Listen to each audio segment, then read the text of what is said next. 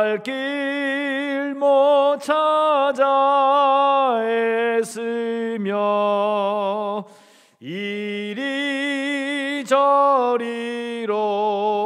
헤매는 내 모양 저 원수 조롱하도다. 주의 자비롭고 화평한 얼굴 모든 천사도 반기며 주의 놀라운 진리의 말씀에 천지가 화답하도다. 나의 진정 사모하는 예수님 음성조차도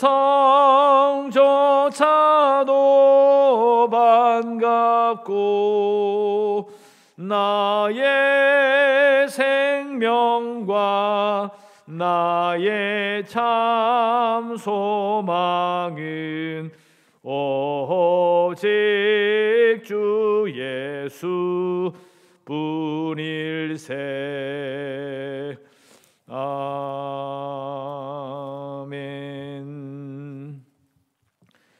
주일 새벽 말씀 에스라 3장 1절에서 13절까지 말씀입니다. 3장 1절에서 13절까지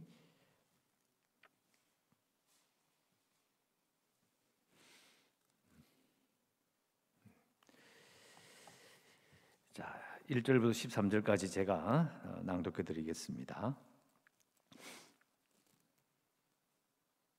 에스라 3장 1절. 이스라엘 자손이 각자의 성읍에 살았더니 일곱째 달에 이르러 일제히 예루살렘에 모인지라. 요사닥의 아들 예수아와 그의 형제 제사장들과 스알디엘의 아들 스룹바벨과 그의 형제들이 다 일어나 이스라엘 하나님의 제단을 만들고 하나님의 사람 모세 율법에 기록한 대로 번제를 그 위에서 드리려 할세.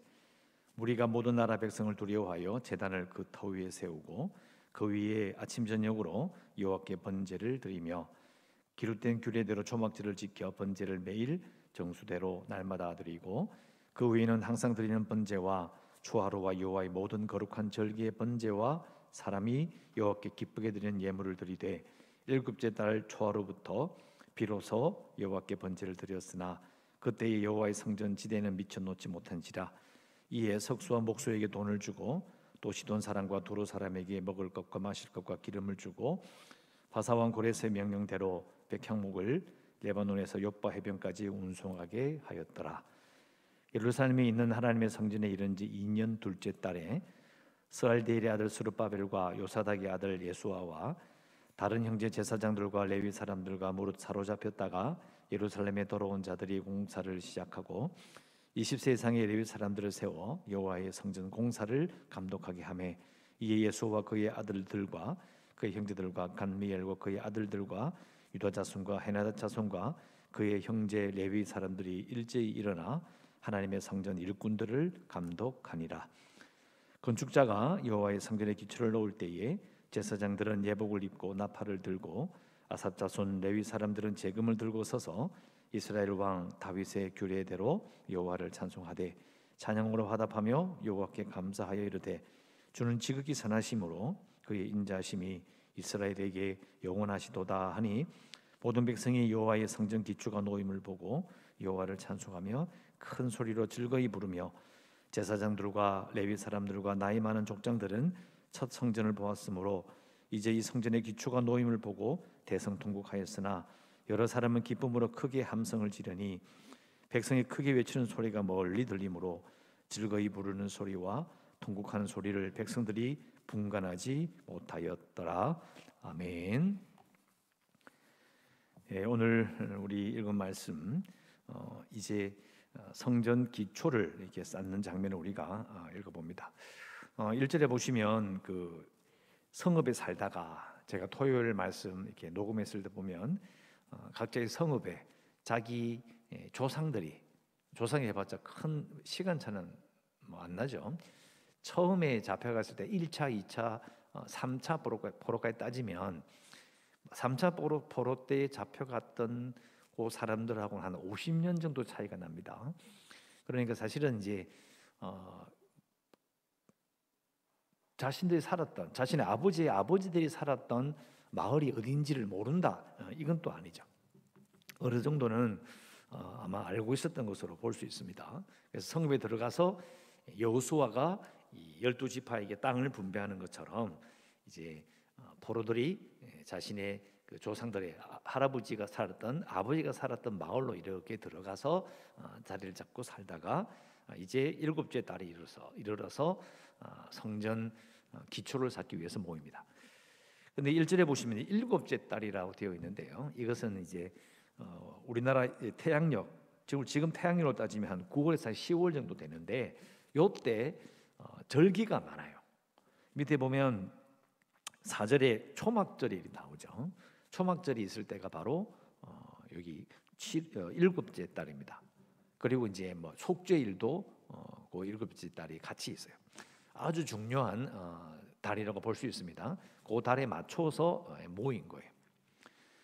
이게 모여서 이제 시작을 합니다. 그러니까 성전 예배와 이 7월은 관련이 있죠. 그때 성전을 이제 짓기 시작하는 것이 정말 중요한 것이죠. 그래서 모여가지고 2절에 보시면 끝에 이제 모세 율법에 기록된 대로 번제를 그 위에 드리려 할세.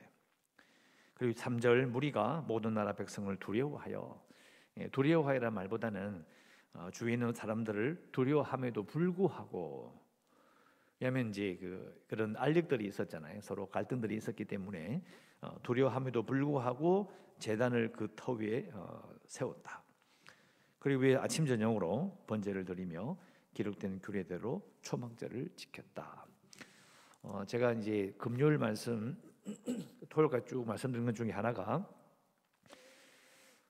포로로 잡혀갔다가 이렇게 귀환된 자들의 마음은 그 모세 때에 이집트에서 탈출하여서 가나안 땅으로 옮겨왔던 그때 그 일과 자신들이 포로로 잡혀 있다가 사실은 풀려나서 이렇게 돌아온 이 상황이 거의 같다라고 보는 겁니다.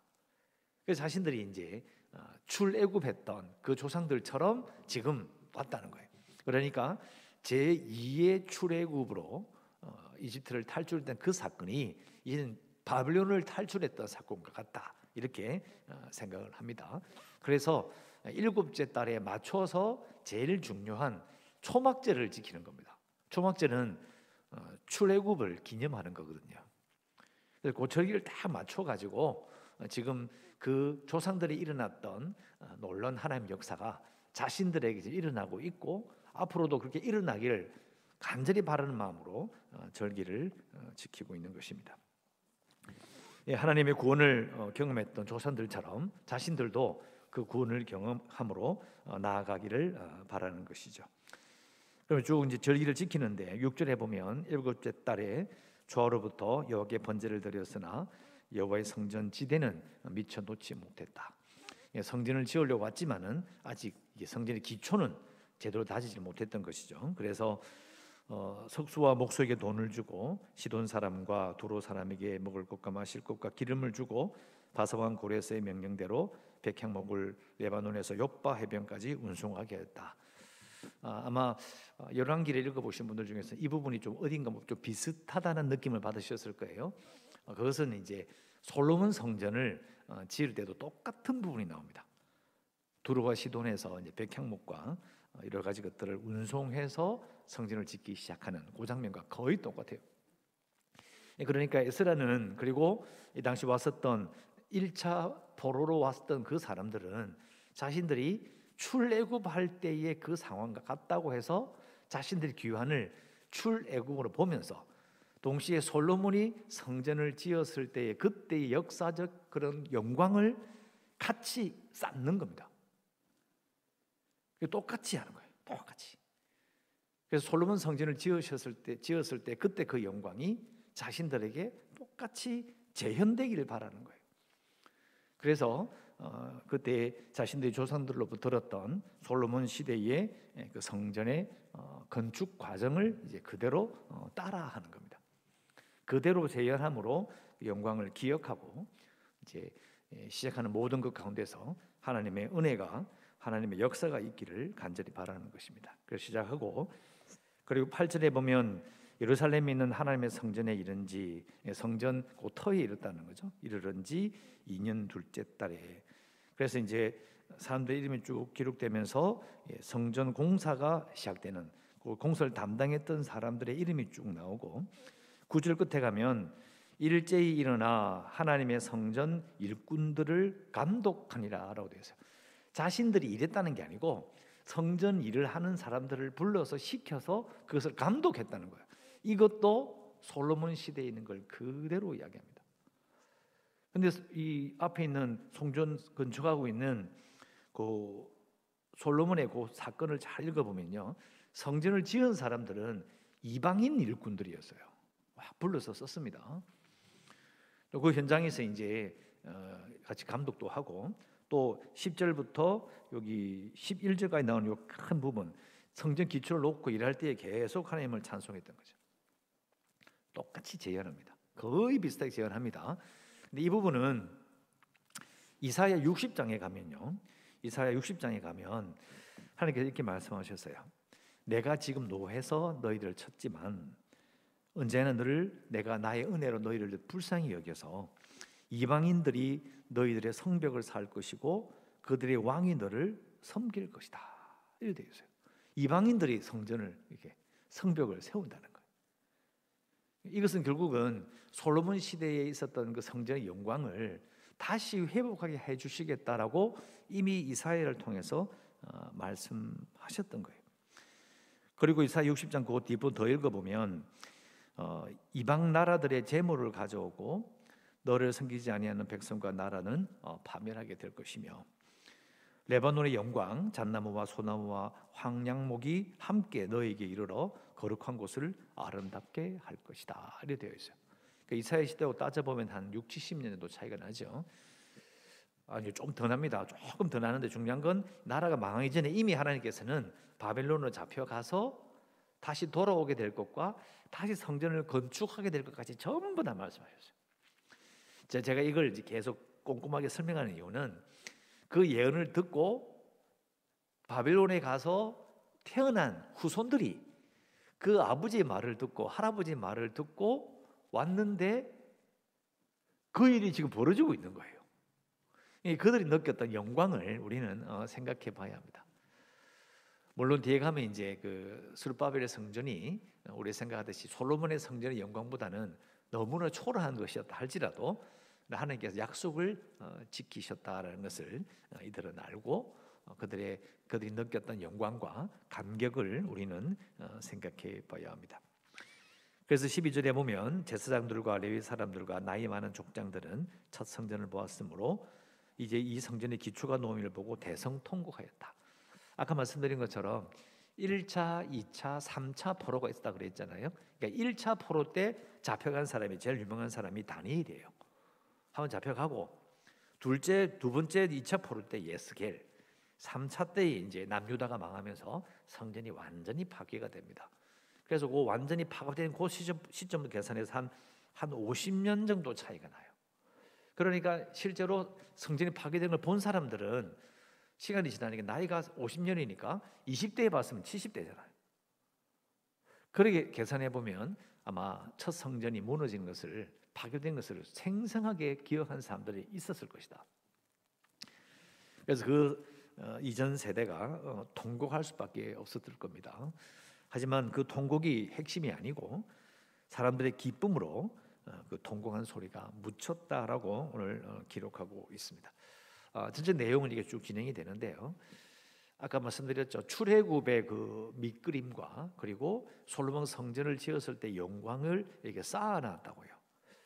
그래서 앞에 나왔던 그 다윗과 솔로몬이 성전을 짓는 것과 지금 성전의 기초를 놓고 이렇게 성전을 건축하는 이 과정을 놓고 딱 비교해 보면 딱 하나 다른 점이 있어요.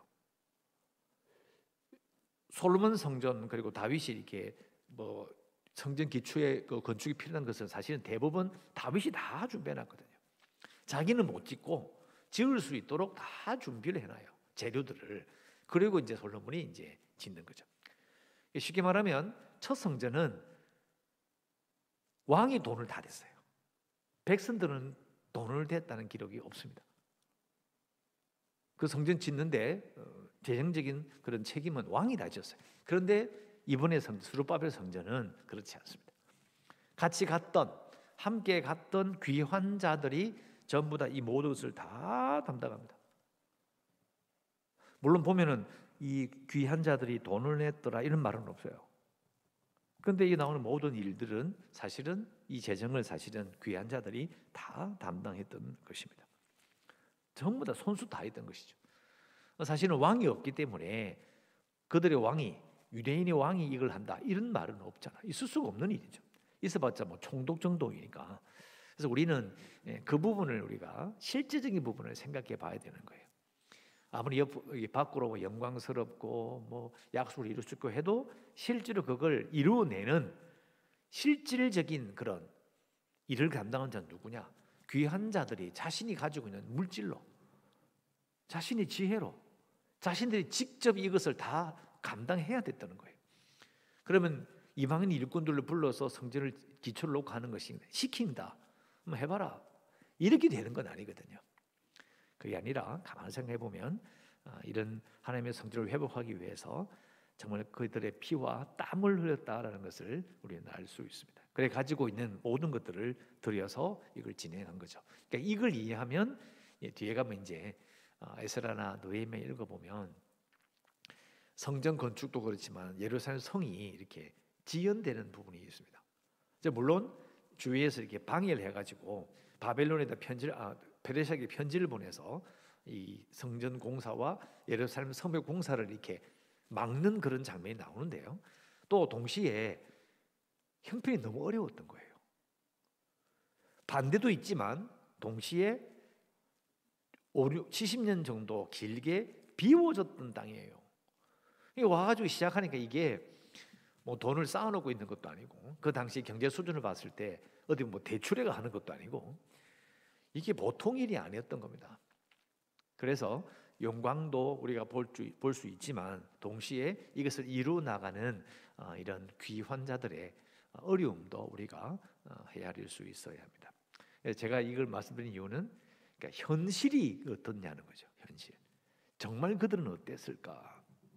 사실은 우리가 저도 뭐 다른 교회 있을 때 성전을 지을 때도 그때 있어봤지만은 쉬운 일이 아니에요. 지금은 성전 지으면 우리 막 고생해서 또 돈 헌금 드리고 자신이 그런 물질적인 부분을 드리기 때문에 손해 봐야 되고 힘들고 쪼달리고 옛날에는 이렇게 지으면 이 옛날 고대에 지었던 성전을 지을 때는 그냥 하나님의 이름으로 영광으로 놀라운 역사로 기적으로 그냥 막 지었다 아니에요. 그렇지 않습니다. 어려웠을 거라는 거예요. 우리가 헤아려 봐야 될 것은 하나님의 영광이 나타나는 것. 우리는 그걸 내 손에 먼지 하나 안 묻히고 땀 하나 안 흘리고 아무것도 안 하고 하나님의 영광이 나타나는구나. 그렇게 된 건 없습니다. 하나님께서 일하실 때에 기억하십시오. 귀한 자들이 왔을 때 다 온 거 아니에요. 하나님의 일이 벌어지고 그 약속을 알고 있는 자들이 하나님께서 일을 하신 게 맞다라고 했을 때 그 약속을 믿고 따라 나선 자를 통해서 벌어지는 것이지 그냥 아이들이 뭐 동화책 보듯이 야 기적이 일어났다 우 다 가고 아니에요. 가서 갔더니 가만히 있으니 성질이 팍 생기고 그런 거 아닙니다. 누군가는 책임을 져야 되고 누군가는 그것을 그 역사에 동참해야 되는 거고요. 그 사람들의 헌신이 모여서 이게 이루어지는 거죠. 그 부분을 생각해야 합니다. 하나님께서 일하실 때에 그게 동참하는 사람들이 필요하다. 동참하지 않고 구경만 하고 비껴 쓰는 자는 그게 귀환할 자격이 없는 거예요. 여러분, 사람들을 이렇게 어떤 사회생활 하면서 사람들의 길을 꺾는 가장 아픈 말이 뭐냐면 그냥 운으로 취급하는 거예요. 운으로. 열심히 안 했는데 운이 좋아서 그렇다. 참 재수가 좋네. 여러분, 우리는요 신앙생활 하는 것도 운으로 하는 거 아닙니다. 운이 좋아서 우리가 잘 됩니까? 아니잖아요. 우리는 하나님께 기도하고 하나님의 뜻이면 순종함으로 하나님의 일을 이루어 가는 거잖아요. 그러니까 이 피와 땀이 섞여 있는 이 역사를 우리는 꼭 기억해야 합니다. 저절로 되는 거 없습니다. 내가 하지 않으면, 함께 하지 않으면 아무것도 할 수 없습니다. 그래서 우리가 기도해야 되는 것은 교회와 하나님 나라를 위해서 물질의 몫을 담당하는 신자가 되겠습니다. 이렇게 기도해야 합니다. 돈을 내는 것, 헌금하는 것, 회비 내는 것도 아니고 그런 게 아니죠. 교회와 하나님 나라를 위해서 자신의 몫을 담당하는 거예요. 이것이 바로 이제 귀한 자들이 와서 자신들의 물질을 내놓으며 직접 성전을 지으려고 했었던 그때의 그 마음을 우리도 가지는 것이다. 그래서 교회와 하나님 나라를 위해 물질의 몫을 담당하는 신자가 되겠습니다라고 기도하시길 바라고요. 그래서 교회를 위해서 교회의 재개발 협상의 문제와 그리고 코로나의 문제들, 연약한 성도들의 문제들, 그리고 주일학교 아이들과 선교제를 위해서 기도해 주시고, 오늘도 주일입니다. 주일의 평화와 기쁨을 느끼게 달라고 꼭 기도하시고, 오늘도 예배를 통하여 큰 은혜를 받으시기를 주의 이름으로 축원합니다. 기도하겠습니다. 하나님 감사합니다. 주일의 첫 시간을 주님께 드립니다. 귀환하여 50년 만에 솔로몬의 성전을 기억하며 건축을 시작했던 이스라엘 백성들의 그 마음과 또 그의 헌신들과 그들의 영광을 생각해 봅니다. 하나님, 무엇보다 우리도 이들처럼 교회와 하나님 나라를 위해서 물질의 몫을 담당하는 신자가 되기를 원합니다. 오늘 주일입니다. 예배 가운데 함께 하시고 교제 가운데 함께 하셔서 위로하시며 저희들에게 새 힘을 더하여 주시옵소서. 예수님의 이름으로 기도드리옵나이다. 아멘. 하늘에 계신 우리 아버지여, 이름이 거룩히 여김을 받으시오며 나라가 임하시오며 뜻이 하늘에서 이루어진 것 같이 땅에서도 이루어지이다. 오늘 우리에게 일용할 양식을 주시옵고 우리가 우리에게 죄 지은 자를 사하여 준 것 같이 우리 죄를 사하여 주시옵고 우리를 시험에 들게 하지 마시옵고 다만 악에서 구하시옵소서. 나라와 권세와 영광이 아버지께 영원히 쌓옵나이다. 아멘.